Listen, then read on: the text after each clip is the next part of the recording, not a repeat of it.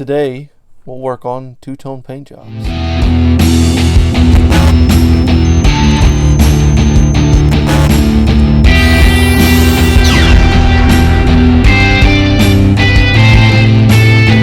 Hey guys, Tom here, and this is Not So Average Builder.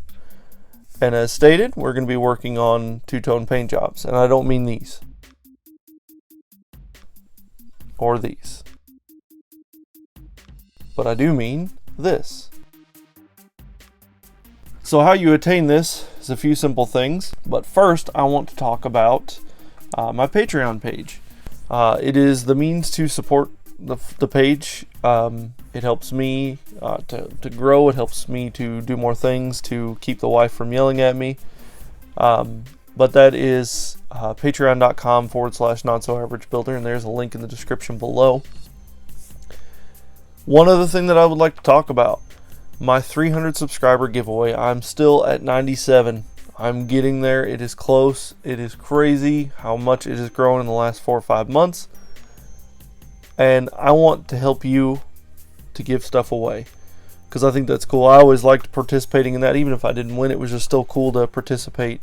And I want to give back to you all.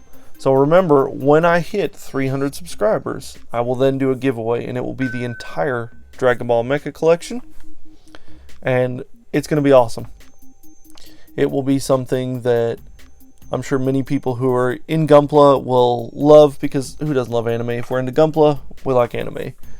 And the Dragon Ball kits are highly detailed Bandai little kits, and I think you'll enjoy them. So don't forget, tell your friends to subscribe, ring the bell, drop a comment. So I think we will work on the two-tone paint job.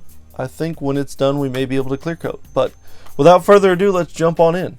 So the things you will need are going to be your piece. I'll separate these two, which is going to be that back leg piece, your masking tape, your knife, a good pair of tweezers just to make things easier, and bigger roll of masking tape for bigger areas, but I don't think we'll need it for these. Like I showed you, you'll need to figure out where you want your line to go. So you'll take your piece and the piece that it joins to, if possible. If not, then it's not a big deal. You can kind of just create your own. And I was originally going to put the gray right here, but then I couldn't mask off this line. So what I plan on doing, and I may do it on the opposite leg, the opposite way, just to kind of see how it works, but I'll leave this piece white. Oop, if I don't shoot it across the table. Where is it at? Let's line it back up. But I may leave this piece white and tape this off, or tape this off so it'll stay white in this, and all of this will be gray. So it'll give it that two-tone effect, but it'll still have that white piece that'll stand out. So I'm going to tape off the bottom half of this, which will also be easier as far as taping goes. And I'm using the Tamiya 1 millimeter masking tape, and overlap your part just a bit, just so you're not trying to tape off something that you don't need to tape off. You'll take a fingernail. You can also take your, let me zoom in here so you can see what I'm talking about, your tweezers, and create your little groove in the tape. And the reason why you overlap, as you can see, is it will give you a guide to cut. So now that I've got that on there, I can take my masking knife, we'll call it that because I'm cutting masking tape with it, and just go inside the groove.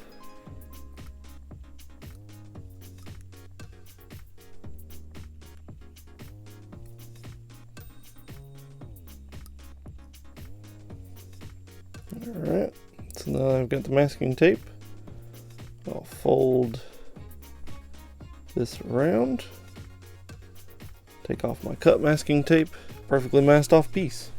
And then you just need to put a little piece right here to mask off this tip. But You just repeat the same thing on the opposite side.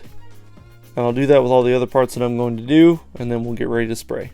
So let me get all that set up and I'll be right back. Alright, 2.5 hours later, and all the parts that I need to be masked off are masked off. They are ready to go.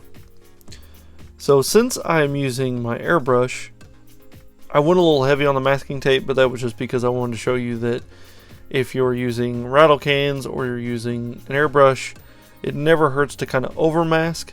Now if I was using a rattle can, I would definitely have masked this off if I wanted to continue to be white, because rattle cans get everywhere. But since you have a lot more control with the airbrush, I was able to kind of be more lenient on the masking. So just keep that in mind on whatever you're using. And like for instance, this piece right here, this is one of the side skirt things, we'll call it. And it was a couple times I've messed up. I'm not too worried about that. I think I can cover that up with the gray. If not, then I'll have to redo it. Yay me. But the only two pieces that I really wanted gray on here, I masked off. So this I had to go a little heavy on because there's so many recesses and areas that paint could settle that I don't want it to settle. So just keep that in mind when you're masking stuff. Just kind of, if you were paint, where would you go and mask that area off? It's better to be safe than sorry than have to redo the entire piece because you messed up. So I'm going to go off and paint all of these pieces, and then when I come back we'll do the reveal of what it looks like when it's finished.